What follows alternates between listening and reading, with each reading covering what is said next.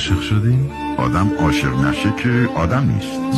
بله عاشق شدم که مثل همه جوان ها یا نوجوان ها من هم شدم. ما مدرسه میرفتیم دوچرخه داشتیم دیگه. دختری بود سر پیچ کوچه ما پشت پنجره همیشه میومد بیرون نگاه میکرد.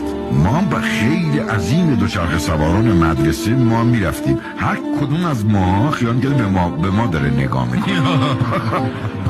من جرن من و میرسیدیم زیر پنجره زنگ میزدیم. این زنگا داشت دوچرخه زنگ میزدیم، اونم یه خنده میکرد میرفت دل ما رو میبرد و ما هم خیال کردیم که با منه.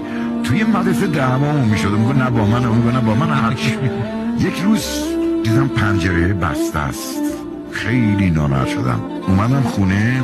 خداوند روح همه رفتگان رو شاد کنه. مادرم روشون شد بی آنکه من حرفی بزنم، درود بر مادران. بهشت زیر پای مادران نیست، بهشت خود مادرانند. این نظر منه.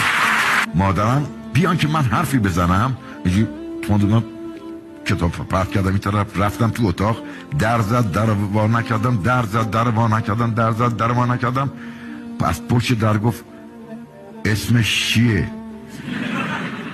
فکر کن. بعد گفتم چی مامان چی میگی؟ خلاصه گفتش که بیا اینجا. گفتم بله. یه قلم کاغذ گذاشت جلوی من، گفت بنویس. گفتم چیه؟ گفت یه نامه براش بنویس. برای کی؟ ماما فهمیده بود منم خطم بد نیست، ارسی یه مقدار، با خط خوش 100 بار بنویس، مچاله کن، بنداز زور، اینا از اینا همه داشتیم دیگه. نوشتم. خیال میکنه چه اتفاقی افتاد؟ اینجاست که من درود میفرستم به اون مادر. گفت من میبرم بهش میدم مادرم. و نوشتم و مادرم رفت بهش داد به اون دختر.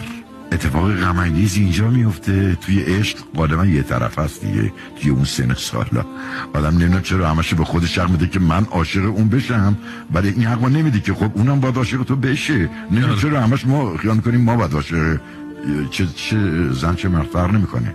هفته بعدش از اونجا مهاجرت کردن، رفتن. هیچ چیز غم انگیزتر از این نیست که کسی رو دوست بداری و اون هیچ تلاشی برای نگه داشتن تو نکنی.